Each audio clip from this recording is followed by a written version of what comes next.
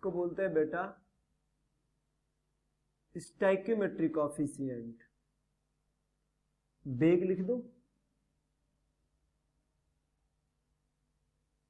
इसका मतलब है rate in terms of stoichiometry coefficient. ठीक है, तो स्टोइकियोमेट्री कोफिशिएंट के टर्म में हम रेट कैसे पता करेंगे, उसके लिए सबसे पहले बैलेंस्ड रिएक्शन का होना जरूरी है। First condition, necessary condition, reaction is balanced. ठीक है, जैसे हमने मान लीजिए सपोज कोई रिएक्शन ली है बेटे, मान के चलता हूं कोई रिएक्शन सपोज मैं ले रहा हूं A प्लस B, इससे बना प्रोडक्ट C प्लस D, और इसके जो स्टोइकियोमेट्रिक कोफिशिएंट है वो मैंने मान लिया स्मॉल a, इसका मान लिया स्मॉल b, इसका मान लिया स्मॉल c, और इसका मान लिया मैंने स्टोइकियोमेट्रिक कोफिशिएंट स्मॉल d, ऐसे माना है। ठीक है, a और b, कैपिटल A और B रिएक्टेंट है, c और d प्रोडक्ट है, स्मॉल a और b स्टोइकियोमेट्रिक कोफिशिएंट रिएक्टेंट के लिए है, ये स्मॉल c प्रोडक्ट C के लिए स्टोइकियोमेट्रिक कोफिशिएंट है, और स्मॉल d प्रोडक्ट D के लिए स्टोइकियोमेट्रिक कोफिशिएंट है। और मैं ये बता रहा हूं कि ये रिएक्शन बैलेंस्ड है, ये मैं बता रहा हूं कि माना कि ये रिएक्शन अब बैलेंस्ड लिखी है। तो अब मुझे जानना है रिएक्टेंट A, जो कैपिटल A रिएक्टेंट है, उसके विलुप्त होने की दर क्या है, यानी कि डिसअपीयरेंस ऑफ A। मैं लिख देता हूं हिंदी में, A के विलुप्त होने की दर क्या होगी या बेग क्या होगा।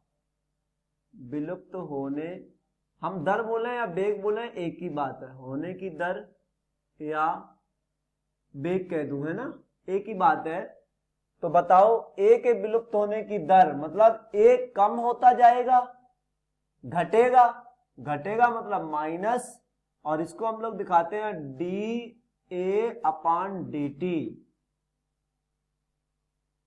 जो विलुप्त होने की दर है इस वजह से माइनस, ये कम होता जाएगा, और A की कंसंट्रेशन अपॉन T की कंसंट्रेशन, वो टाइम जो लगा, और उसको हम D ओवर से दिखाते हैं, मतलब एक छोटे चेंज के लिए हम लोग डिफरेंशिएशन वाला D यूज कर रहे हैं। इसी तरह B के विलुप्त होने की दर क्या होगी, B के विलुप्त होने की दर क्या होगी बताओ, माइनस dB और अपॉन dt। ये बड़ा कोष्टक हम क्यों लगा रहे हैं, स्क्वायर ब्रैकेट, ये लगा रहे हैं हम कंसंट्रेशन के लिए। अब प्रोडक्ट C तो बनेगा, तो C के बनने की दर, C के बनने की दर यानी कि फॉर्मेशन की दर, और ये डिसअपीयरेंस ऑफ A था, ये डिसअपीयरेंस ऑफ B था, ये फॉर्मेशन ऑफ C है, इज इक्वल टू क्या हो जाएगा, बनेगा, कंसंट्रेशन बढ़ेगी तो प्लस साइन, और dC/dt। इसी तरह बेटे D के बनने की दर प्लस प्रोडक्ट की कंसंट्रेशन बढ़ती है, लास्ट लेक्चर में सीख रखा है, अपॉन dt। ठीक है, ये स्क्वायर ब्रैकेट लगा है। ये तो हो गई A, B और C के रिस्पेक्ट में, मतलब रिएक्टेंट और प्रोडक्ट के रिस्पेक्ट में दर की बात। अब अगर हम पूरी रिएक्शन की रेट निकालें R, तो क्या होगा, तब इन कोफिशिएंट को भी, स्टोइकियोमेट्रिक कोफिशिएंट को भी हम शामिल करते हैं, और स्टोइकियोमेट्रिक कोफिशिएंट्स उस केस में डिवाइड में चले जाते हैं। तो क्या होगा, R निकाल रहे हैं हम, रेट ऑफ ओवरऑल रिएक्शन, तो इसकी जो रेट होगी dA/dt, ये तो माइनस में थी, और स्टोइकियोमेट्रिक कोफिशिएंट क्या है, स्मॉल a, तो वो तो चला जाएगा नीचे, इक्वल टू माइनस क्या, dB/dt, ये वाला माइनस यहीं लगा दिया है, अपॉन dt। इसका स्टोइकियोमेट्रिक कोफिशिएंट क्या है, B, तो ये क्या हो जाएगा 1/B, और रिएक्टेंट की कंसंट्रेशन बराबर प्रोडक्ट की कंसंट्रेशन के, तो इक्वल बराबर, इसकी कंसंट्रेशन तो प्रोडक्ट की बढ़ती है, इसलिए 1/, पहले तो लिख रहता हूं dC/dt, और जो कोफिशिएंट है उसको लगाना है भाग में, तो मैं अलग पेन का इशारा ले रहा हूं, और equal to plus D upon D T, और कॉफिशिएंट कितना, स्टोइकियोमेट्रिक कॉफिशिएंट 1 अपॉन, नहीं डी था उसको डिवाइड में लाई तो इस 1 अपॉन करके लिखा है। तो ये जो हमने आर निकाली ना, ये इसका मीनिंग है रेट ऑफ ओवरऑल रिएक्शन। पूरी रिएक्शन के लिए जब रेट निकालेंगे तब स्टोइकियोमेट्री को शामिल करेंगे, रेट ऑफ ओवरऑल रिएक्शन। इस आर का मीनिंग ये है। जब हम इस किसी रिएक्शन की रेट निकाल रहे होंगे होल रिएक्शन की, तो हमें पहले तो बैलेंस रिएक्शन चाहिए, फिर उनके स्टोइकियोमेट्री को हम रेट में लिखते समय डिवाइड में ले जाएंगे, और अगर ए के रिस्पेक्ट में देखें, ए के विलुप्त होने की दर, तो स्टोइकियोमेट्री का कोई रोल यहां पर नहीं है। ना बी के विलुप्त होने की दर में स्टोइकियोमेट्री का कोई रोल है, और ना ही सी के बनने की दर में कोई स्टोइकियोमेट्री का रोल है, और ना ही बेटे डी के बनने में किसी स्टोइकियोमेट्रिक कोएफिशिएंट का कोई रोल है।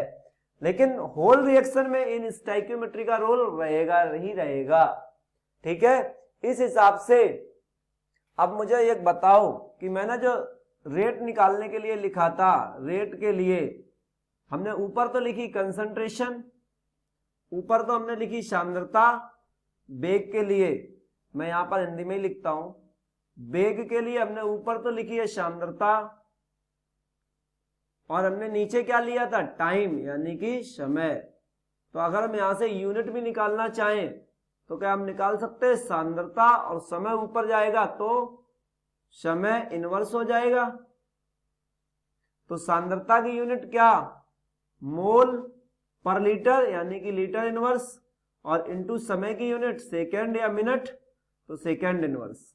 तो यूनिट भी क्या आ गई, mole into litre inverse into second inverse, किसकी, वेग की।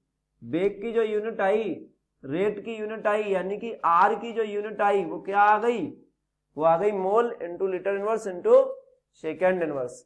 अब हम इसी पर बेस्ड कुछ एग्जांपल्स करेंगे जिनमें हमें पूरी रिएक्शंस का रेट निकालना आना चाहिए, और हम ये ध्यान रखें कि रिएक्शंस में पहले तो रिएक्शन बैलेंस्ड हो, फिर स्टोइकियोमेट्री को डिवाइड में ले जाना है। जैसे एक एग्जांपल लेता हूं, थोड़ा आप ध्यान दें बेटे। एग्जांपल लिया मैंने PCl3 प्लस Cl2 से PCl5 बन रहा है। ऐसे आपसे पूछा गया इसकी रेट बता दो, आर बता दो, तो आप बताओ इसके लिए क्या लिखोगे, माइनस रिएक्टेंट की कंसंट्रेशन है डिक्रीज हो रही तो माइनस डी, और PCl3 की कंसंट्रेशन और अपॉन dt। स्टोइकियोमेट्री तो कुछ है ही नहीं है, तो वही कुछ भी नहीं लिखा, 1/1 तो 1 ही होता है ना, बराबर माइनस Cl2 की क्या लिखोगे, डी Cl2/dt, बराबर इसके लिए क्या लिखोगे, प्रोडक्ट की कंसंट्रेशन बढ़ेगी plus D PCl5 upon dt। हमने ऐसे डायरेक्ट क्यों लिख दिया, क्योंकि रिएक्शन बैलेंस थी, अगर नहीं होती तो बैलेंस करना अपना काम था। जब तक रिएक्शन बैलेंस नहीं होगी तब तक उस रिएक्शन की होल रिएक्शंस की रेट की बात भी नहीं कर सकते। आप समझ में आता है, ठीक है। तो इसका स्क्रीनशॉट ले लो, फिर हम लोग इसको रफ करेंगे, ऐसे कुछ एग्जांपल्स और करने की कोशिश करेंगे। ले लिया होगा, ठीक है। बात आगे बढ़ाते हैं, इसको रफ करते हैं और कुछ एग्जांपल्स लेते हैं।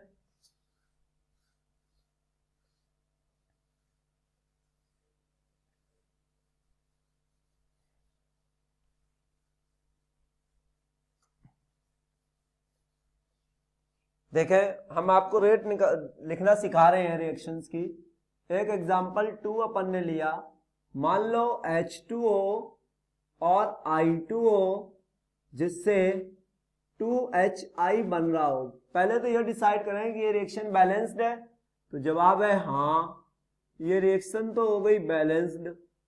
अगर ये बैलेंस्ड रिएक्शन है, संतुलित समीकरण है, तो इसकी रेट के बारे में लिख सकते हैं। देखो, इसका स्टोइकियोमेट्रिक कोएफिशिएंट 1 है, इसका भी 1 है, इसके 2 है, ठीक है। तो ये इसका तो 1 वाले में तो कोई इश्यू नहीं आएगा, यानी कि R लिखने समय माइनस DH2 की concentration upon DT equal to minus DI2 की कंसंट्रेशन और अपॉन DT इक्वल टू, यहां प्रॉब्लम आ सकती है, प्रोडक्ट है तो पॉजिटिव साइन कॉफिशिएंट भाग में जाएगा DHI/dt, ऐसे लिखा जाएगा इस रिएक्शन की रेट, यस या नो? ठीक है, तो ये स्टोइकियोमेट्रिक कॉफिशिएंट जो यहाँ पर लिखे हैं वो अंडरस्टूड है कि 1 ही है जब कुछ नहीं लिखा। अच्छा, अब आपको इस रिएक्शन की रेट लिख के दिखानी होगी। कैसे है रिएक्शन हो SO2 प्लस O2 और बना है SO3। अब यहाँ पर बच्चे सिली मिस्टेक्स करते हैं, वो रिएक्शन की रेट को ऐसे लिखते हैं, बोले minus DSO2 divide by dt equal to minus DO2 divide by dt equal to, product के लिए तो प्लस साइन लगा लेते हैं, DSO3 डिवाइड बाई dt। क्या ये रिएक्शन की रेट सही है इस रिएक्शन के लिए? जवाब है नो, ये तो रॉन्ग है बेटे, ये सिली मिस्टेक्स हो जाती है कुछ बच्चों से। ये रॉन्ग क्यों है? क्योंकि ये रिएक्शन बैलेंस्ड थी ही नहीं। तो अपना काम क्या है, इस रिएक्शन को पहले बैलेंस्ड करना अपना काम रहेगा। कैसे करें इसको बैलेंस्ड? इसको बैलेंस यहां करके दिखाता हूं। इसमें हमने लगा दिया इधर पे 2 का मल्टी, इधर हमने ऐसे कर दिया और इसको हमने ऐसे बना दिया 2SO3, सल्फर 2 राइट में, लेफ्ट में भी 2, ऑक्सीजन राइट में 6, 2 ये और 4 ये, ऐसे हो गई बैलेंस। तो अब इस हिसाब से जब हम इसकी रेट लिखेंगे तो अब की बार जो रेट आने वाली है वो इस रेट से वेरी करेगी, DSO2 डिवाइड बाई dt, और इस कॉफिशिएंट का क्या करेंगे 1/2, और ये रिएक्टेंट है इसलिए minus, is equal to minus DO2 by dt equal to plus 1/2 DSO3 by dt। बात समझ में आई? तो इसको हम बोलते हैं करेक्ट, ऊपर वाले को हम बोलते हैं, ऊपर वाले को हम क्या बोलते हैं? रॉन्ग। ये रॉन्ग था, ये सिली मिस्टेक्स होने के चांस होते हैं, प्लीज ना करें। मैंने यहां पर लिख भी दिया है, एक रॉन्ग है एक करेक्ट है, क्यों है उसको भी बारे में लिखा हुआ है। ठीक है, कोई दिक्कत किसी बच्चे को? चलो अब यहां पर एक नोट पढ़ाता हूं मैं आपको, एक नोट बताता हूं जो काफी बच्चे को ध्यान में रखना होता है। नोट क्या है, इसकी जगह पर अगर कोई गैसियस रिएक्शंस होती तो उसके लिए वो नोट बड़ा लाभदायक है। किसी अभिक्रिया के लिए, किसी गैसीय अभिक्रिया के लिए, कोई रिएक्शन गैसियस स्टाइल में हो रही हो, गैसीय अभिक्रिया के लिए जो ये कंसंट्रेशन है जिसको हम सांद्रता वगैरह बोलते हैं, तो ये जो कंसंट्रेशन है गैसीय क्रिया के लिए सांद्रता जो है वो आंशिक दाब के समानुपाती होती है। किसके? आंशिक दाब, पार्शियल प्रेशर के डायरेक्टली प्रोपोर्शनल होती है, समानुपाती होती है। उससे क्या फायदा होगा? उससे फायदा होगा कि हम जब गैसियस रिएक्शंस की बात कर रहे होंगे तो कंसंट्रेशन को ना लिख करके पार्शियल प्रेशर को लिखा करेंगे।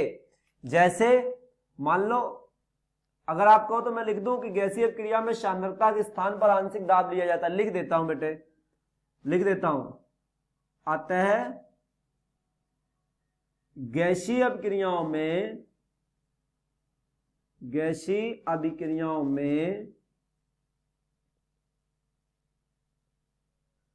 सांद्रता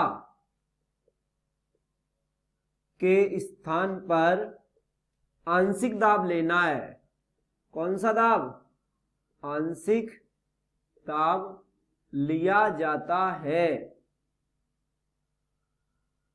ऐसे ये जो पॉइंट्स है ना, ये थोड़ा हाईलाइटेड कर रहा हूं, इंपॉर्टेंट बात है। मान लेता हूं कोई, सपोज कर ली कोई गैसियस रिएक्शंस ऐसी है, मान लो आपको पता भी तो चले किस रिएक्शंस की आप बात कर रहे हैं, आपको ये मालूम जानकारी होनी चाहिए। देखो कोई रिएक्शन N2 गैस है और उस पे हमने 3 H2 गैस के मोल्स दिए हैं, दोनों आपस में कंबाइन हुए जिससे 2 मोल अमोनिया बना। इसका जब 1 मोल कंज्यूम होता है उसी दौरान इसके 3 मोल कंज्यूम हो जाते हैं और 2 मोल अमोनिया का फॉर्मेशन होता है, और रिएक्शंस गैसियस स्टाइल में हो रही है। तो अब इस रिएक्शन के लिए यदि रेट निकालेंगे रेट ऑफ रिएक्शन, अब क्रिया का वेग निकालेंगे जिसको हम आर बोल रहे हैं होल रिएक्शन के लिए, तब हम कैसे लिखेंगे, माइनस रिएक्टेंट के लिए आप लिखते थे dN2 ऐसे लिखते थे ना आप, अपॉन dt। तो ये सांद्रता वाला जो पद है ये नहीं लिखोगे, बल्कि इसकी जगह पर क्या लिखोगे, पार्शियल प्रेशर। कैसे लिखा जाएगा, dPN2, N2 का पार्शियल प्रेशर और d/dt जो था वैसा ही, इक्वल टू माइनस, इसके लिए कॉफिशिएंट तो आ जाएगा नीचे 1/3, और क्या लिखेंगे, dPH2/dt ऐसे। यानी कि जो हम लोग लिखते थे ना dP कंसंट्रेशन में, वो नहीं लिखेंगे, इक्वल टू प्लस, इसके लिए कैसे लिखोगे, 1/2 PNH3 अपॉन dt। बेटे ऐसे जाना होगा आपको, इसको मैं रफ करके दोबारा लिखता हूं, dPNH3/dt, जहां पर PN2 PH2 PNH3 क्या है, इन्हीं गैसों के आंशिक दाब है। लिख दूं क्या, वो तो लिखा ही है, वैसे तो ये लिखा ही है हमने, जो नाइट्रोजन के लिए जो हम लिखते थे ना dN2/dt, तो वो बड़ा कोष्टक हटा के कंसंट्रेशन वाला P लिखना शुरू कर दिया, बस। क्लियर हो गई बात। अच्छा, अब एक पॉइंट और आता है, पॉइंट ये आता है कि जब आप ऊपर कंसंट्रेशन लिख ही नहीं रहे हो, तो फिर उस केस में गैसियस रिएक्शंस के लिए यूनिट में भी फर्क आएगा। यस, तो unit for gaseous reactions, unit for rate, ऐसे लिखता हूं, गैसीय क्रियाओं के लिए रेट का मात्रक, यहां लिख देता हूं मात्रक गैसीय क्रियाओं के लिए, है ना।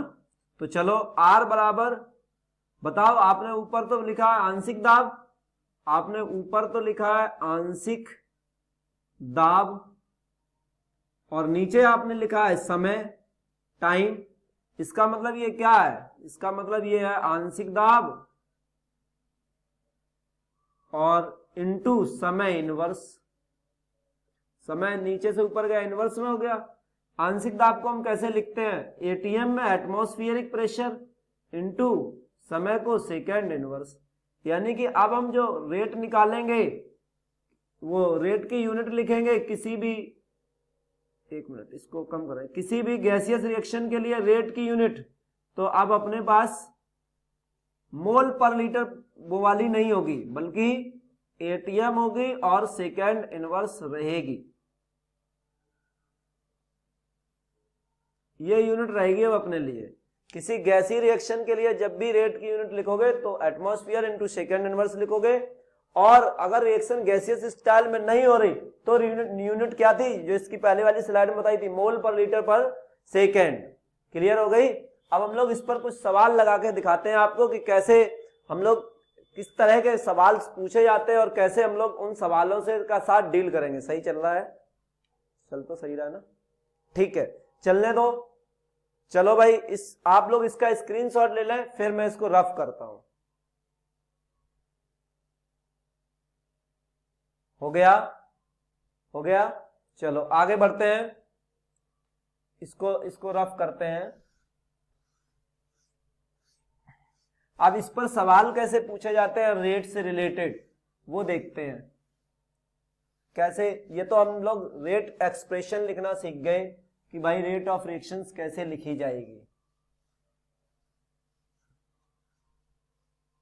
मान लेता हूं कोई एक सवाल है जिसमें एक कोई क्वेश्चंस है, इसी से रिगार्डिंग कोई रिएक्शन दी गई है, for the given reaction, for the given reaction, reaction क्या है, रिएक्शन हो N2 प्लस 3H2 से NH3 बन रहा हो, ठीक है। अब इन्होंने अमोनिया के बनने की दर दे दी हो, मान लेता हूं इन्होंने अमोनिया के जो बनने की दर दी गई है, अमोनिया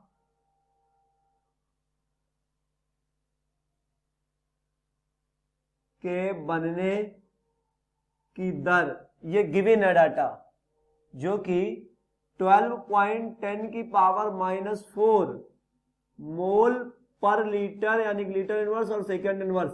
ये रिएक्शन गैसेस स्टाइल में नहीं उन्होंने लिख के दिया है, ठीक, ये गिवन है वैल्यू, ये दिया है आपको। और आपसे पूछा है कि अब हाइड्रोजन के विलुप्त होने, देखो रिएक्टेंट है, ये विलुप्त होंगे, ये बनेगा, तो इसके बनने की दर दे दी। अब आपसे पूछ लिया उन्होंने हाइड्रोजन के विलुप्त होने की दर बताओ। ऐसे सवाल वो आपसे पूछ सकते हैं कि अब आप हाइड्रोजन के विलुप्त होने की दर बताइए, कैलकुलेट कीजिए, क्वेश्चन मार्क। तो इस सवाल को ऐसे सॉल्व कैसे किया जाएगा, ये सवाल जरा देखें, आप सॉल्यूशन समझें। आपको तो पता है इस रिएक्शन के लिए आप रेट लिख सकते हैं। हाँ, तो सबसे पहले आप रेट लिख लें।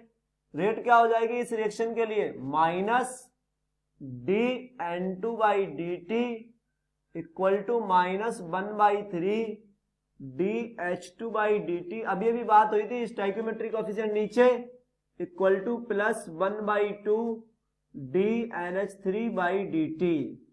ठीक है, हम लोगों ने सिंपल उसी स्टाइल में लिखा है।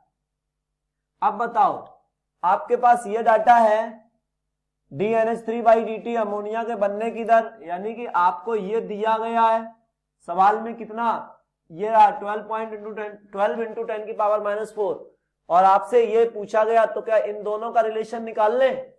बिल्कुल, हम इन दोनों को करते हैं according to question. According to question हम क्या करते हैं, -1/3, ये दो टर्म बराबर कर देते हैं, H2/dt इक्वल टू +1/2 dNH3/dt, ये दो टर्म बराबर कर दिए अपन ने। अच्छा, तो ये तो हो गया -1/3 dH2/dt, और ये हो गया +1/2, और जो दिया गया वो रख दो, कितना, 12 इंटू 10 की पावर -4, और मोल पर लीटर पर सेकेंड वगैरह, mole litre inverse second inverse, सही है। तो अब क्या आपको ऐसे करना आएगा, करवा दो, तो क्या आएगा, -dH2/dt इक्वल टू 3 उधर चले जाएंगे, तो 3/2 इंटू 12 इंटू 10 की power -4 mole litre inverse second inverse. ये 6 बार गया क्या, बोलो, ये 6 बार चला जाएगा, 6 3 जा 18, यानी कि -dH2/dt इक्वल टू, ये तो गया 6 बार, 6 3 जा 18 इंटू 10 की पावर -4 मोल लीटर इनवर्स और सेकेंड इनवर्स। क्या आपको हाइड्रोजन के विलुप्त होने की दर मिल गई? आपको हाइड्रोजन के विलुप्त होने की दर मिल गई? बिल्कुल, यस या नो, अर्थात हाइड्रोजन इतना विलुप्त होगा, ये यही तो लिखा है, ये यही तो लिखा, हाइड्रोजन के विलुप्त होने की दर, हाइड्रोजन के विलुप्त होने की दर ही तो लिखा है। ये सब माइनस लगा, यही बता रहा है, ठीक है, करेक्ट, कोई दिक्कत नहीं। एक सवाल और करूं क्या, यहां पर एक जगह है, चलो उसको भी कर लेते हैं। मान लो आपको एक रिएक्शन दी गई हो, गिवन है कोई रिएक्शन,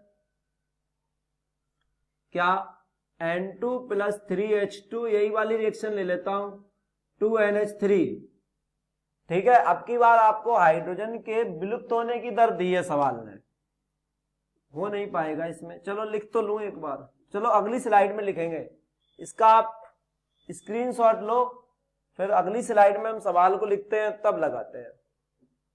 ले लो आप लोग स्क्रीनशॉट, ले लिया, चलें आगे बढ़े, ठीक है। आगे आगे हम बात को बढ़ाते हैं। मान लेता हूं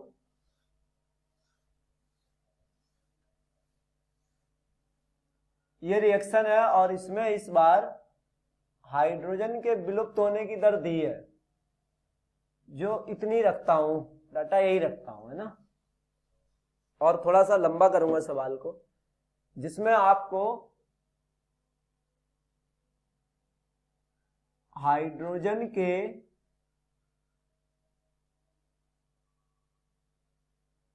विलुप्त होने की दर दी गई है।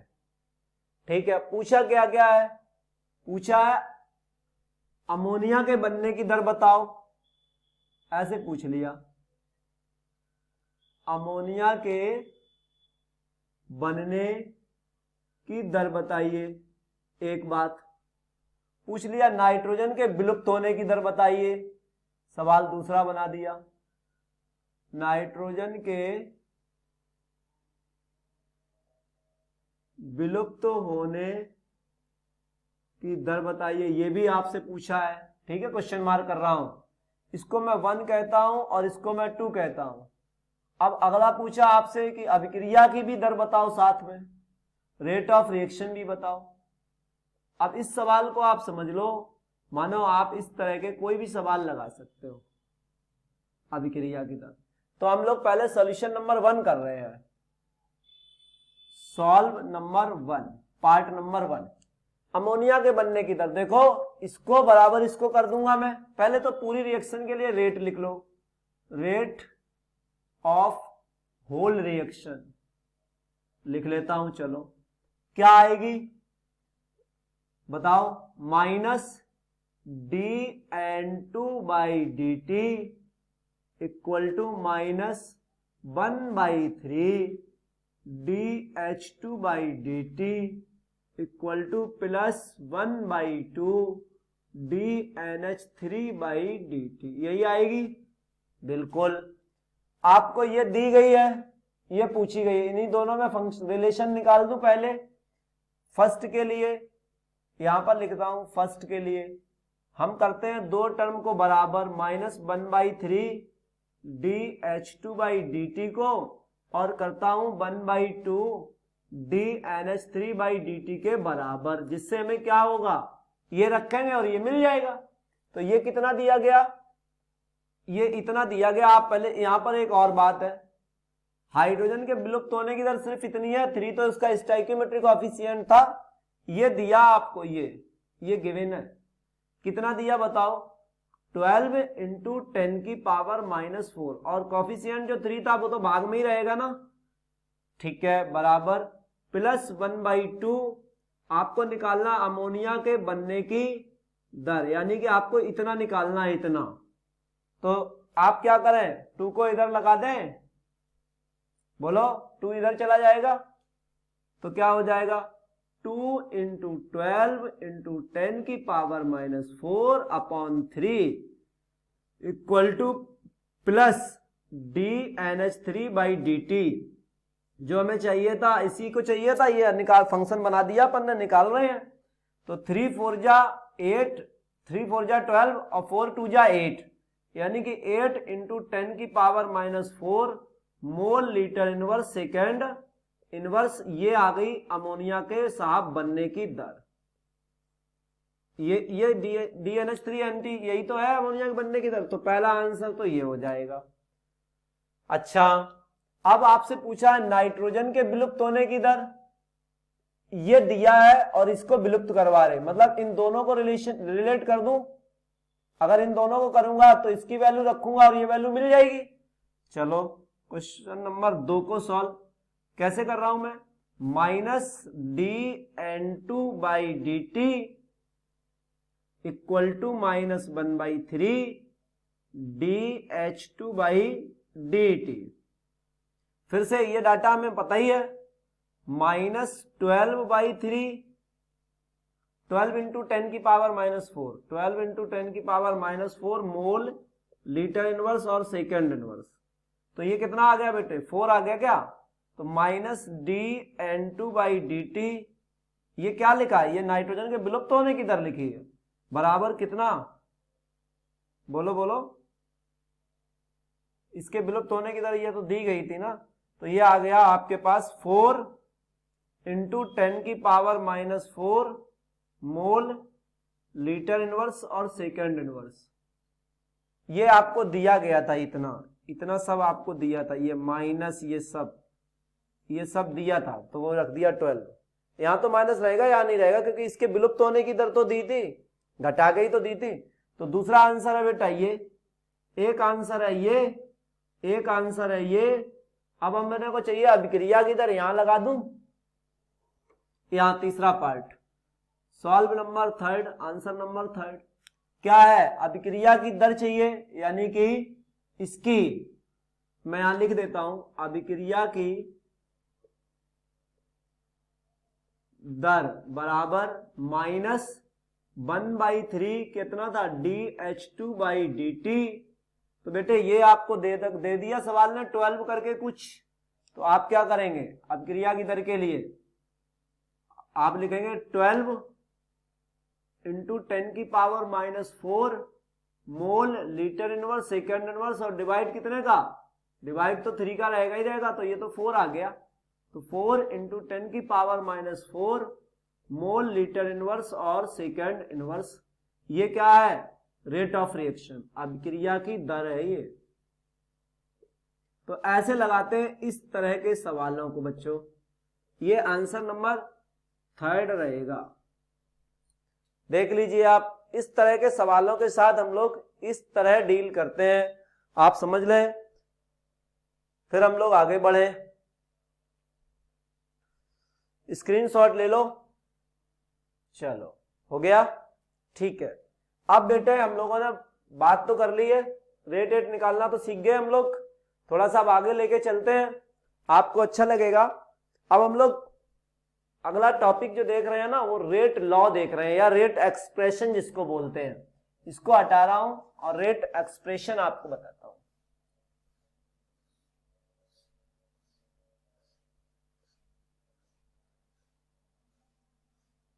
इस चैप्टर का एक इंपॉर्टेंट टॉपिक अब शुरू होने जा रहा है, that is rate law.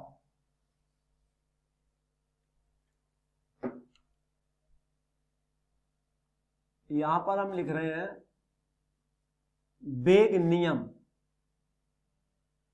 Bag नियम, इसी को हमने कहा है रेट लॉ। पहले ही मैं बता देता हूं कि किसी भी अभिक्रिया का जो रेट लॉ है ना, ये एक एक्सपेरिमेंटली डिटरमाइंड वैल्यू है।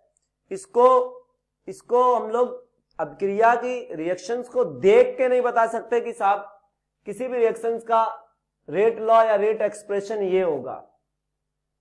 एक एक्सपेरिमेंटल डिटरमाइंड वैल्यू है, हम लोग हर एक रिएक्शन के लिए अलग अलग एक्सपेरिमेंट करेंगे, तभी बता पाएंगे उस रिएक्शन का एक्चुअल रेट क्या है। अच्छा, एक्सपेरिमेंट भी कैसे करोगे, मान लो दो रिएक्टेंट अपने पास हो, ए और बी, तो पहले ए की कंसंट्रेशन को कांस्टेंट कर लेंगे, बी की कंसंट्रेशन को डबल करेंगे, फिर देखेंगे बनने वाले प्रोडक्ट पर क्या इफेक्ट पड़ रहा है। मान लो उसकी कंसंट्रेशन डबल हो रही या आधी हो रही या कोई इफेक्ट नहीं पड़ रहा है, उस हिसाब से हम लोग बात को आगे बढ़ाएंगे। और कभी फिर ए को छोड़ के बी की कंसंट्रेशन को कांस्टेंट कर लेंगे, ए की कंसंट्रेशन को डबल करेंगे, फिर देखेंगे प्रोडक्ट पर क्या फर्क पड़ रहा है। तो रेट लॉ क्या है बेटे, जो रेट लॉ है ना, वो लिख देता हूं मैं, बेग नियम वह व्यंजक होता है जो अभिकारक की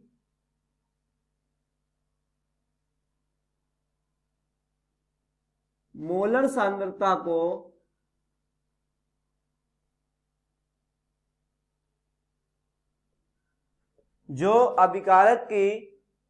किसको, जिसमें ऐसे लिखेंगे क्या, बेग नियम हुआ है व्यंजक होता है जिसमें अभिक्रिया का बेग, एक मिनट इसको थोड़ा और अच्छा करते हैं, जिसमें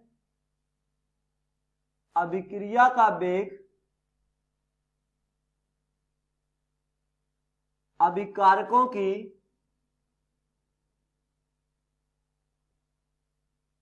बेग नियम हुआ व्यंजक होता है जिसमें जो अभिक्रिया का बेग, या जिसमें लिख दें जिसमें किसी अभिक्रिया का बेग, जिसमें किसी अभिक्रिया का बेग अभिकारकों की मोलर सांद्रता के, अभिकारकों की मोलर सांद्रता के पद में घातांकों के रूप में लिखा जाता है, पद में घातांकों के रूप में लिखा जाता है।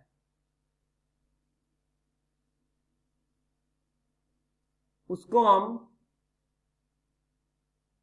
उस रिएक्शन का वेग नियम कहेंगे, जिसमें किसी अभिक्रिया का वेग अभिकारकों की मोलर सांद्रता के पद में घातांकों के रूप में लिखा जाता है। बिल्कुल सही परिभाषा लिखी है।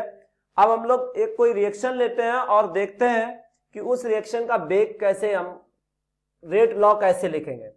मान लेता हूं, माना कि कोई रिएक्शन ये है, ए प्लस बी इससे बना सी प्लस स्मॉल डी और कैपिटल डी। ये स्मॉल है, स्मॉल बी, स्मॉल सी और स्मॉल डी, ये किसी रासायनिक अभिक्रिया के स्टाइक्योमेट्रिक कोएफिशिएंट है। स्मॉल ए कैपिटल ए अभिकारक के सापेक्ष, और इसका स्मॉल बी और इसका प्रोडक्ट का स्मॉल सी और डी प्रोडक्ट का स्मॉल डी है। अब देखो अभिक्रिया का वेग मैं बताता हूं आपको। अब कैसे लिखेंगे जरा ध्यान दें। अभिक्रिया का वेग लिख रहा हूं, आर से डिनोट कर देता हूं, आर से।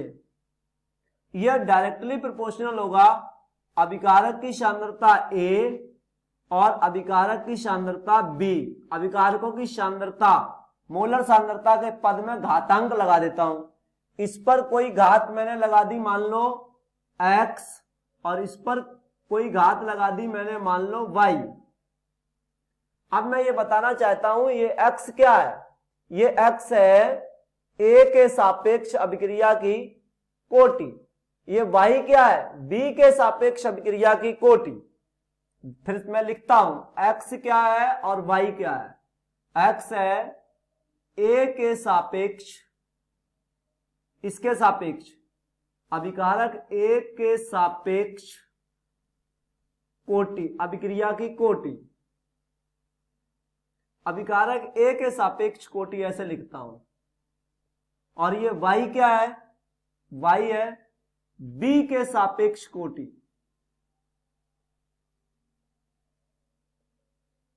अगर इन दोनों को जोड़ दिया जाए, x प्लस वाई कर दिया जाए, यदि x प्लस वाई कर दिया जाए तो ये वैल्यू बन जाएगी n के बराबर।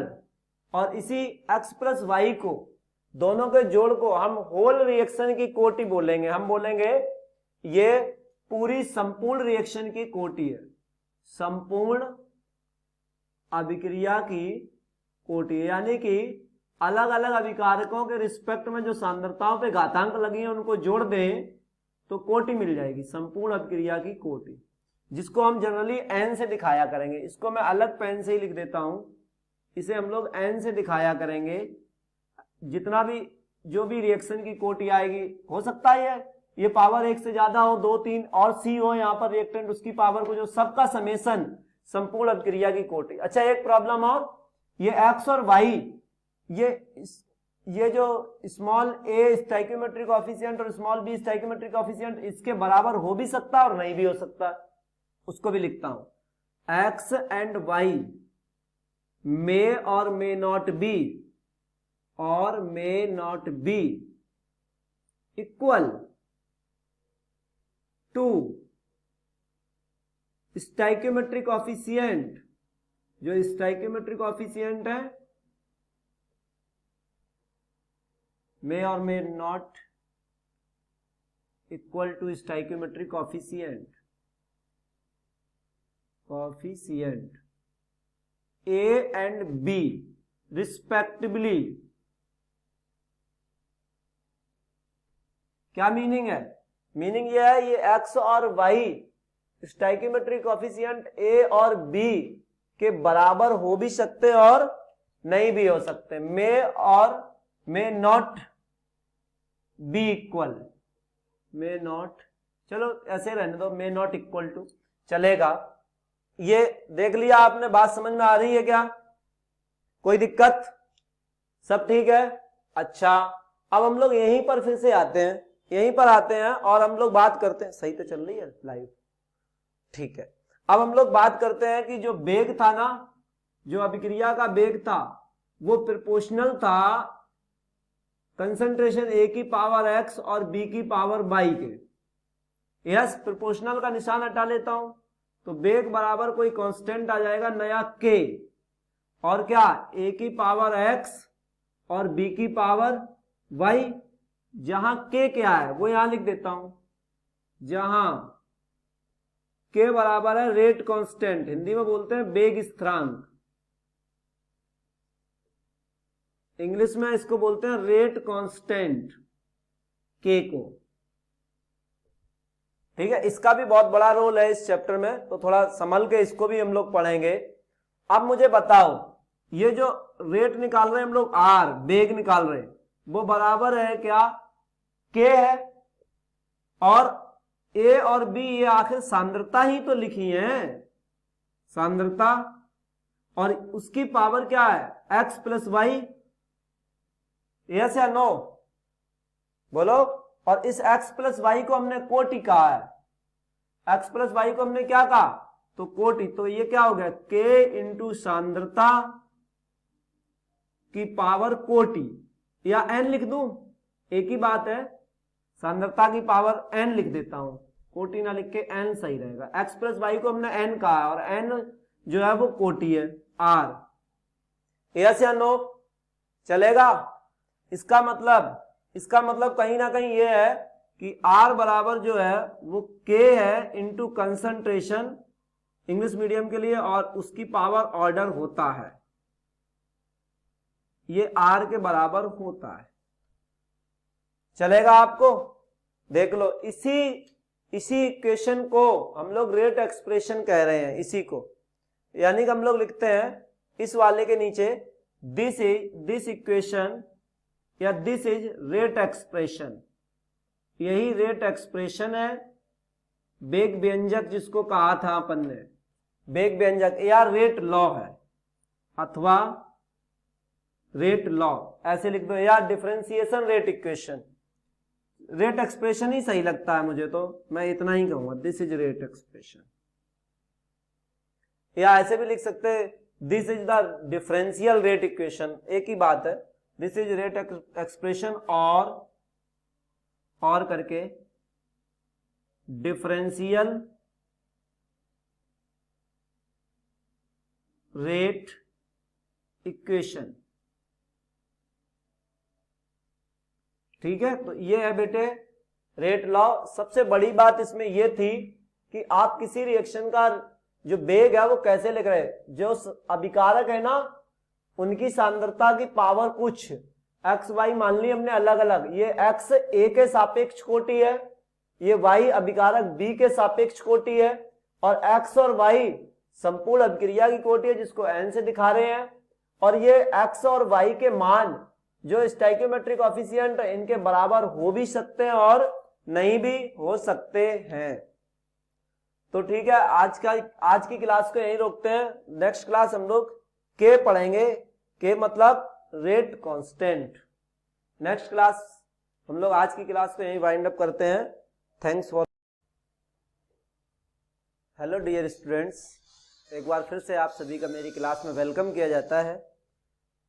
देखिए बच्चों, लास्ट क्लास हम लोगों ने रेट के बारे में जाना था, रेट ऑफ रिएक्शंस के बारे में, और हम लोगों ने एवरेज रेट, इंस्टेंटेनियस रेट और इनिशियल रेट, औसत बेग, तात्क्षणिक बेग और प्रारंभिक बेग विथ ग्राफ समझा हुआ था। और आज हम लोग उसी टर्म्स को, उसी रेट को आगे बढ़ा रहे हैं, अप्लाई करके देख रहे हैं रस समीकरण मिति गुणांकों के आधार पर। रस समीकरण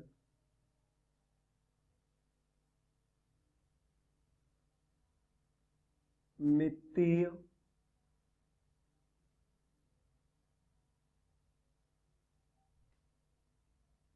गुणांक के पदों में रेट, इसको बोलते हैं बेटा स्टोइकियोमेट्रिक कोएफिशिएंट। बेग लिख दो, इसका मतलब है rate in terms of stoichiometric coefficient. ठीक है, तो स्टाइकियोमेट्रिक कोएफिशिएंट के टर्म में हम रेट कैसे पता करेंगे, उसके लिए सबसे पहले बैलेंस्ड रिएक्शन का होना जरूरी है।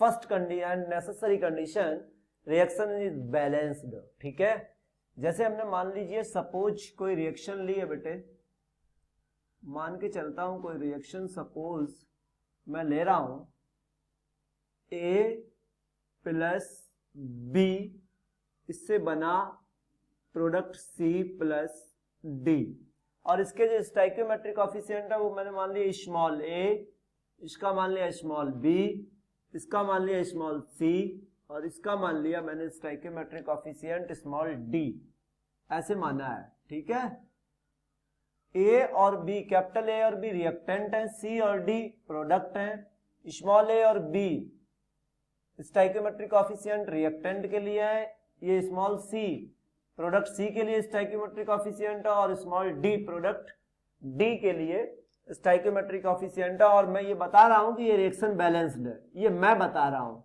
कि माना कि ये रिएक्शन अब बैलेंस्ड लिखी है। तो अब मुझे जानना है रिएक्टेंट A, जो कैपिटल A रिएक्टेंट है, उसके विलुप्त होने की दर क्या है, यानी कि डिसअपीयरेंस ऑफ A। मैं लिख देता हूं हिंदी में, A के विलुप्त होने की दर क्या होगी या बेग क्या होगा। विलुप्त होने, हम दर बोले या बेग बोले एक ही बात है, होने की दर या बेग कह दूं, है ना, एक ही बात है।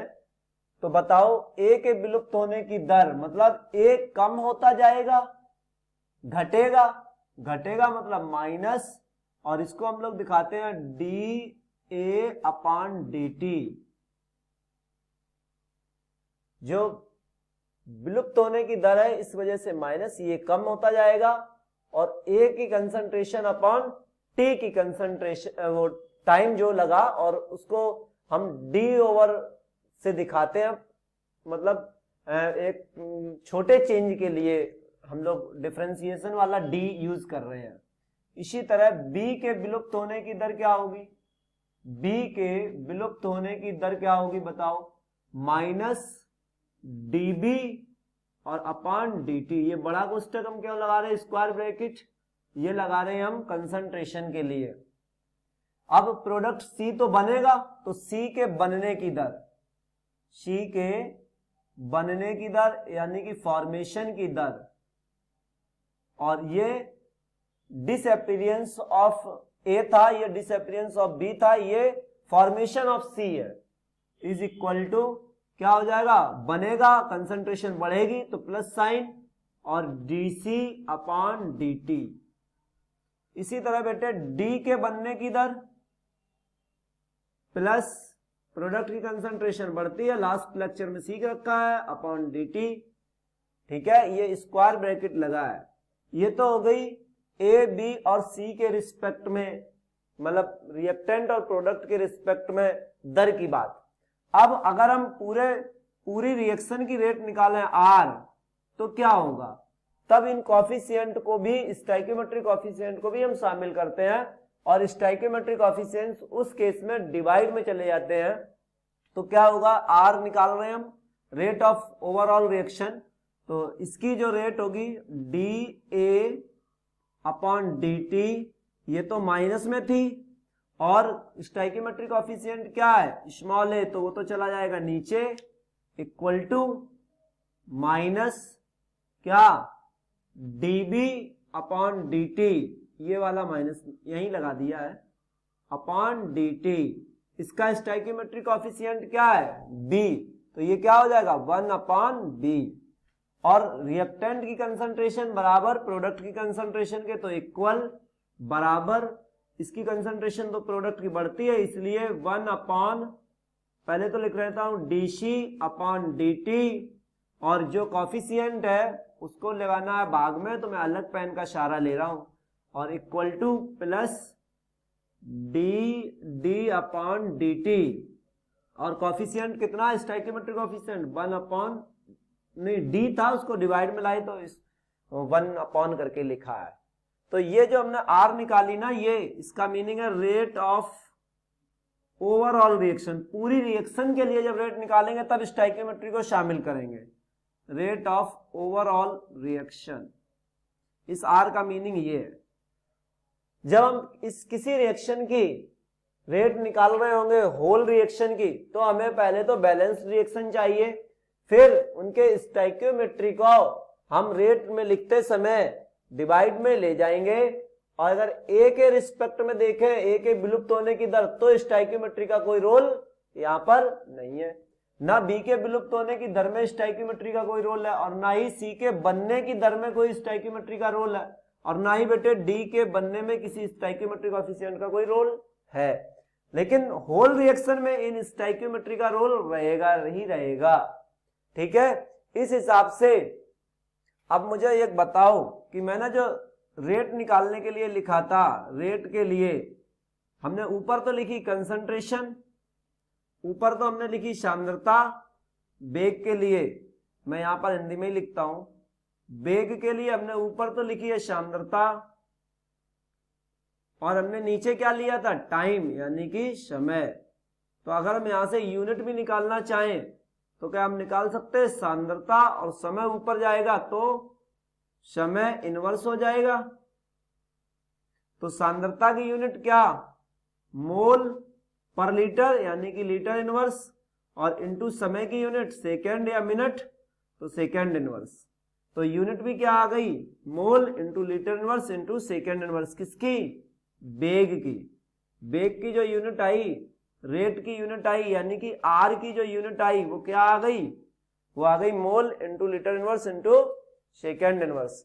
अब हम इसी पर बेस्ड कुछ एग्जांपल्स करेंगे जिनमें हमें पूरी रिएक्शंस का रेट निकालना आना चाहिए, और हम ये ध्यान रखें कि रिएक्शंस में पहले तो रिएक्शन बैलेंस्ड हो, फिर स्टोइकियोमेट्री को डिवाइड में ले जाना है। जैसे एक एग्जांपल लेता हूं, थोड़ा आप ध्यान दें बेटे। एग्जांपल लिया मैंने PCl3 प्लस Cl2 से PCl5 बन रहा है।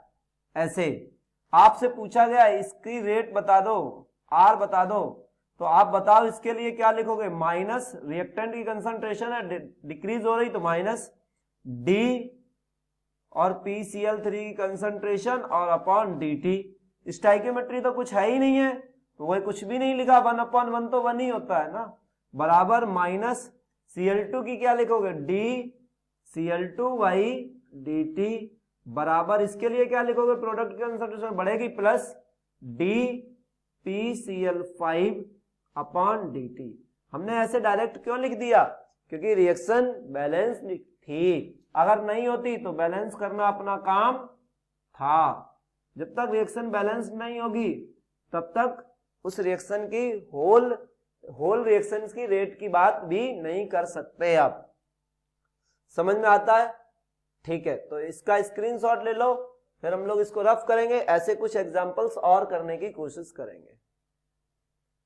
ले लिया होगा, ठीक है, बात आगे बढ़ाते हैं, इसको रफ करते हैं और कुछ एग्जांपल्स लेते हैं।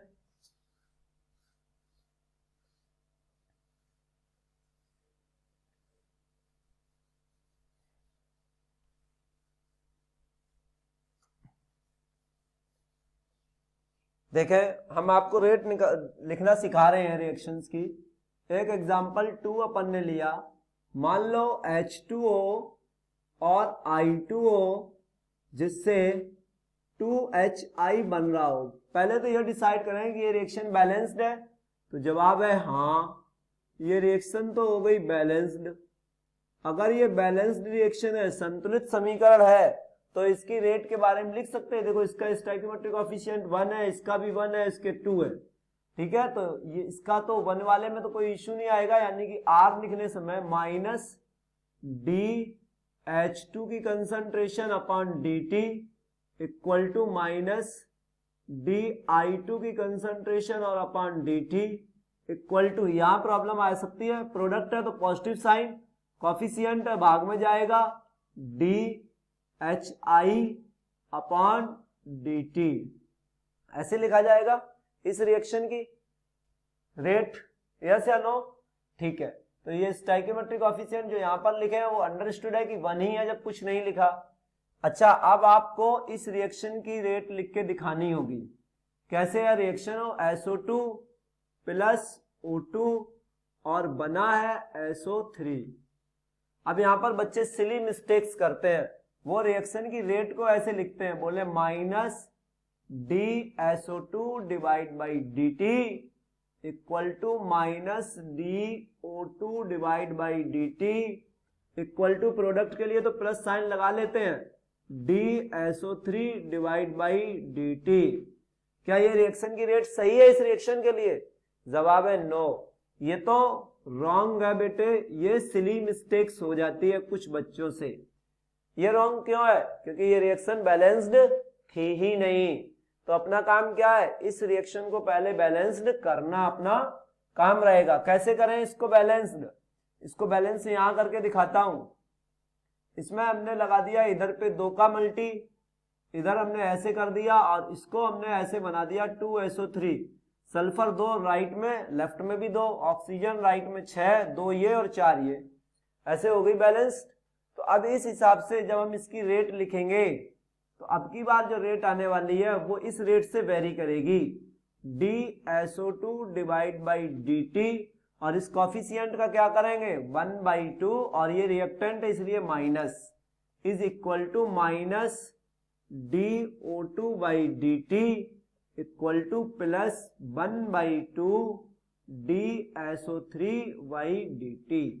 बात समझ में आई? तो इसको हम बोलते हैं करेक्ट, ऊपर वाले को हम बोलते हैं, ऊपर वाले को हम क्या बोलते हैं रॉन्ग। ये रॉन्ग था, ये सिली मिस्टेक्स होने के चांस होते हैं, प्लीज ना करें।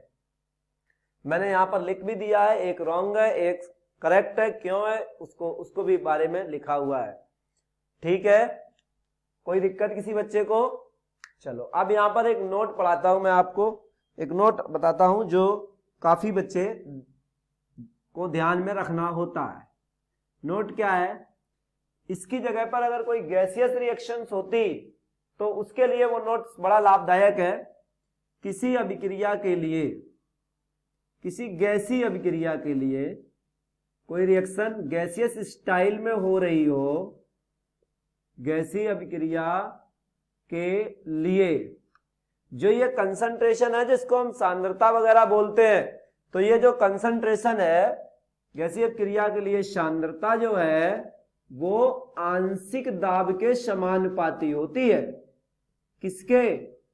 आंशिक दाब, पार्शियल प्रेशर के डायरेक्टली प्रोपोर्शनल होती है, समानुपाती होती है। उससे क्या फायदा होगा? उससे फायदा होगा कि हम जब गैसियस रिएक्शंस की बात कर रहे होंगे तो कंसंट्रेशन को ना लिख करके पार्शियल प्रेशर को लिखा करेंगे। जैसे मान लो अगर आप कहो तो मैं लिख दूं कि गैसीय क्रिया में सांद्रता के स्थान पर आंशिक दाब लिया जाता है। लिख देता हूं बेटे, लिख देता हूं, अतः गैसीय अभिक्रियाओं में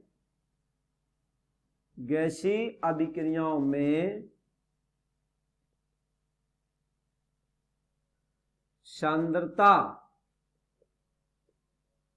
के स्थान पर आंशिक दाब लेना है। कौन सा दाब? आंशिक दाब लिया जाता है। ऐसे ये जो पॉइंट्स है ना, ये थोड़ा हाईलाइटेड कर रहा हूं, इंपॉर्टेंट बात है। मान लेता हूं कोई, सपोज कर ली कोई गैसियस रिएक्शंस ऐसी है, मान लो आपको पता भी तो चले किस रिएक्शंस की आप बात कर रहे हैं, आपको ये मालूम जानकारी होनी चाहिए। देखो कोई रिएक्शन N2 गैस है और उस पे हमने 3 H2 गैस के मोल्स दिए हैं, दोनों आपस में कंबाइन हुए जिससे 2 मोल अमोनिया बना। इसका जब 1 मोल कंज्यूम होता है उसी दौरान इसके 3 मोल कंज्यूम हो जाते हैं और 2 मोल अमोनिया का फॉर्मेशन होता है, और रिएक्शंस गैसियस स्टाइल में हो रही है। तो अब इस रिएक्शन के लिए यदि रेट निकालेंगे, रेट ऑफ रिएक्शन, अभिक्रिया का वेग निकालेंगे जिसको हम R बोल रहे हैं होल रिएक्शन के लिए, तब हम कैसे लिखेंगे? माइनस रिएक्टेंट के लिए आप लिखते थे D N2 ऐसे लिखते थे ना आप अपॉन dt, तो ये सांद्रता वाला जो पद है ये नहीं लिखोगे, बल्कि इसकी जगह पर क्या लिखोगे, पार्शियल प्रेशर। कैसे लिखा जाएगा, dPn2, N2 का पार्शियल प्रेशर और d ओवर dt जो था वैसा ही, इक्वल टू माइनस, इसके लिए कॉफिशिएंट तो आ जाएगा नीचे 1/3 और क्या लिखेंगे dPH2/dt, ऐसे। यानी कि जो हम लोग लिखते थे ना dP कंसंट्रेशन में, वो नहीं लिखेंगे, इक्वल टू प्लस, इसके लिए कैसे लिखोगे 1/2 PNH3 अपॉन dt।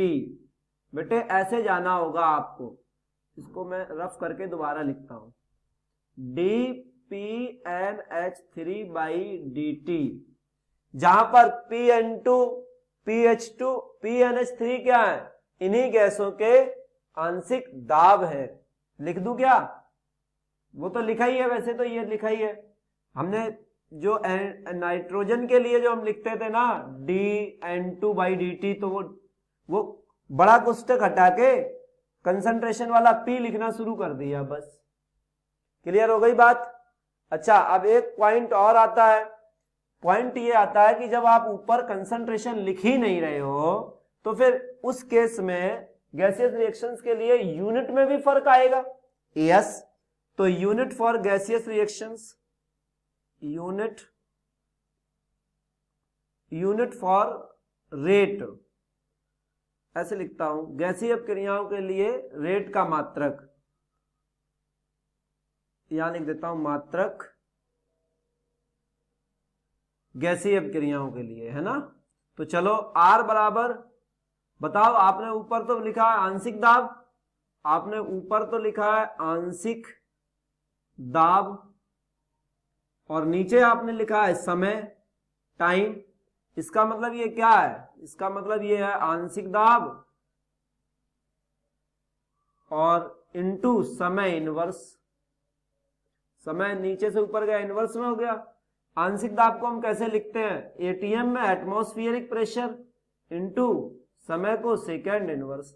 यानी कि अब हम जो रेट निकालेंगे वो रेट की यूनिट लिखेंगे किसी भी, एक मिनट इसको कम करें, किसी भी गैसियस रिएक्शन के लिए रेट की यूनिट, तो अब अपने पास मोल पर लीटर वो वाली नहीं होगी, बल्कि एटीएम होगी और सेकेंड इनवर्स रहेगी,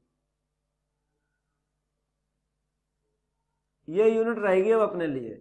किसी गैसीय रिएक्शन के लिए जब भी रेट की यूनिट लिखोगे तो एटमॉस्फेयर इनटू सेकेंड इनवर्स लिखोगे, और अगर रिएक्शन गैसियस स्टाइल में नहीं हो रही तो यूनिट क्या थी, जो इसकी पहले वाली स्लाइड में बताई थी, मोल पर लीटर पर सेकेंड।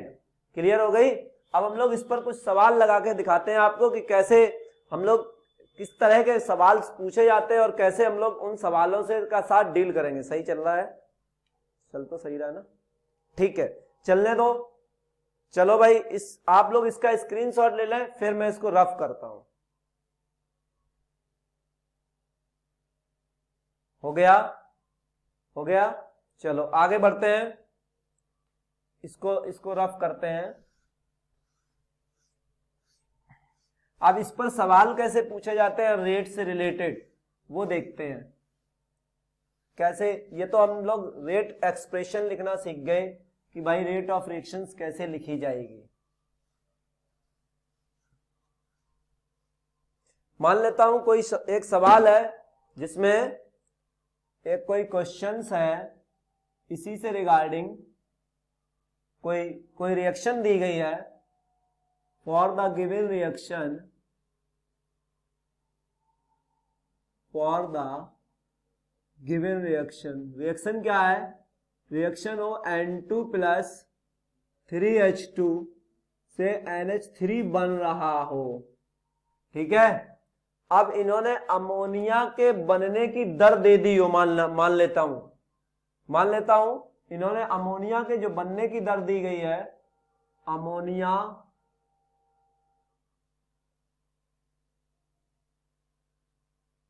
के बनने की दर, ये गिवन है डाटा जो कि 12.10 की पावर -4 मोल पर लीटर, यानी लीटर इनवर्स और सेकेंड इनवर्स। ये रिएक्शन गैसेस स्टाइल में नहीं उन्होंने लिख के दिया है, ठीक, ये गिवन है वैल्यू, ये दिया है आपको। और आपसे पूछा है कि अब हाइड्रोजन के विलुप्त होने, देखो रिएक्टेंट है, ये विलुप्त होंगे, ये बनेगा, तो इसके बनने की दर दे दी। अब आपसे पूछ लिया उन्होंने हाइड्रोजन के विलुप्त होने की दर बताओ। ऐसे सवाल वो आपसे पूछ सकते हैं कि अब आप हाइड्रोजन के विलुप्त होने की दर बताइए, कैलकुलेट कीजिए, क्वेश्चन मार्क। तो इस सवाल को ऐसे सॉल्व कैसे किया जाएगा, ये सवाल जरा देखें, आप सॉल्यूशन समझें। आपको तो पता है इस रिएक्शन के लिए आप रेट लिख सकते हैं।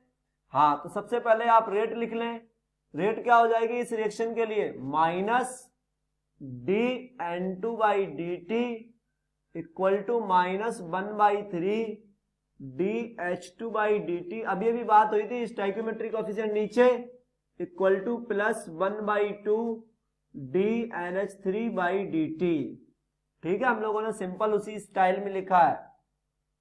अब बताओ, आपके पास ये डाटा है dNH3/dt अमोनिया के बनने की दर, यानी कि आपको ये दिया गया है सवाल में कितना, ये 12 इंटू 10 की पावर -4, और आपसे ये पूछा गया, तो क्या इन दोनों का रिलेशन निकाल लें? बिल्कुल, हम इन दोनों को करते हैं according to question. According to question हम क्या करते हैं, -1/3, ये दो टर्म बराबर कर देते हैं, H2/dt इक्वल टू +1/2 dNH3/dt, ये दो टर्म बराबर कर दिए अपन ने। अच्छा, तो ये तो हो गया -1/3 dH2/dt, और ये हो गया +1/2, और जो दिया गया वो रख दो, कितना, 12 इंटू 10 की पावर -4, और मोल पर लीटर पर सेकेंड वगैरह, mole litre inverse second inverse, सही है। तो अब क्या आपको ऐसे करना आएगा, करवा दो, तो क्या आएगा, -dH2/dt इक्वल टू 3 उधर चले जाएंगे, तो 3/2 इंटू 12 इंटू 10 की power -4 mole litre inverse second inverse. ये 6 बार गया क्या, बोलो, ये 6 बार चला जाएगा, 6 3 जा 18, यानी कि -dH2/dt इक्वल टू, ये तो गया 6 बार, 6 3 जा 18 इंटू 10 की पावर -4 मोल लीटर इनवर्स और सेकेंड इनवर्स। क्या आपको हाइड्रोजन के विलुप्त होने की दर मिल गई? आपको हाइड्रोजन के विलुप्त होने की दर मिल गई? बिल्कुल, यस या नो, अर्थात हाइड्रोजन इतना विलुप्त होगा, ये यही तो लिखा है, ये यही तो लिखा, हाइड्रोजन के विलुप्त होने की दर, हाइड्रोजन के विलुप्त होने की दर ही तो लिखा है। ये सब माइनस लगा, यही बता रहा है, ठीक है, करेक्ट, कोई दिक्कत नहीं। एक सवाल और करूं क्या, यहां पर एक जगह है, चलो उसको भी कर लेते हैं। मान लो आपको एक रिएक्शन दी गई हो, गिवन है कोई रिएक्शन, क्या, N2 + 3H2, यही वाली रिएक्शन ले लेता हूं, 2NH3, ठीक है। अब की बार आपको हाइड्रोजन के विलुप्त होने की दर दी है सवाल में, हो नहीं पाएगा इसमें, चलो लिख तो लूं एक बार, चलो अगली स्लाइड में लिखेंगे, इसका आप स्क्रीनशॉट लो, फिर अगली स्लाइड में हम सवाल को लिखते हैं, तब लगाते हैं। ले लो आप लोग स्क्रीनशॉट, ले लिया, चलें आगे बढ़े, ठीक है। आगे आगे हम बात को बढ़ाते हैं। मान लेता हूं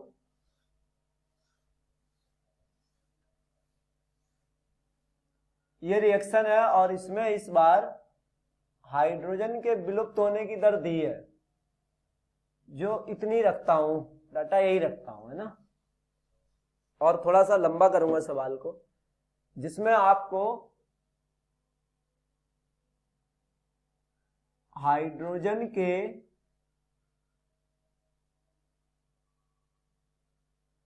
विलुप्त होने की दर दी गई है, ठीक है, पूछा क्या क्या है, पूछा है अमोनिया के बनने की दर बताओ, ऐसे पूछ लिया, अमोनिया के बनने की दर बताइए, एक बात पूछ लिया, नाइट्रोजन के विलुप्त होने की दर बताइए, सवाल दूसरा बना दिया, नाइट्रोजन के विलुप्त होने की दर बताइए, ये भी आपसे पूछा है, ठीक है, क्वेश्चन मार्क कर रहा हूं, इसको मैं 1 कहता हूं और इसको मैं 2 कहता हूं। अब अगला पूछा आपसे कि अभिक्रिया की भी दर बताओ, साथ में रेट ऑफ रिएक्शन भी बताओ। अब इस सवाल को आप समझ लो, मानो आप इस तरह के कोई भी सवाल लगा सकते हो अभिक्रिया की दर। तो हम लोग पहले सॉल्यूशन नंबर 1 कर रहे हैं, solve number 1, part number 1, ammonia के बनने की दर। देखो इसको बराबर इसको कर दूंगा मैं, पहले तो पूरी रिएक्शन के लिए रेट लिख लो, रेट ऑफ होल रिएक्शन लिख लेता हूं, चलो क्या आएगी बताओ, minus dN2/dt equal to -1/3 dH2/dt equal to +1/2 dNH3/dt, यही आएगी। बिल्कुल, आपको ये दी गई है, ये पूछी गई है, इन्हीं दोनों में फंक्शन रिलेशन निकाल दूं पहले। फर्स्ट के लिए यहां पर लिखता हूं, फर्स्ट के लिए हम करते हैं दो टर्म को बराबर, -1/3 dH2/dt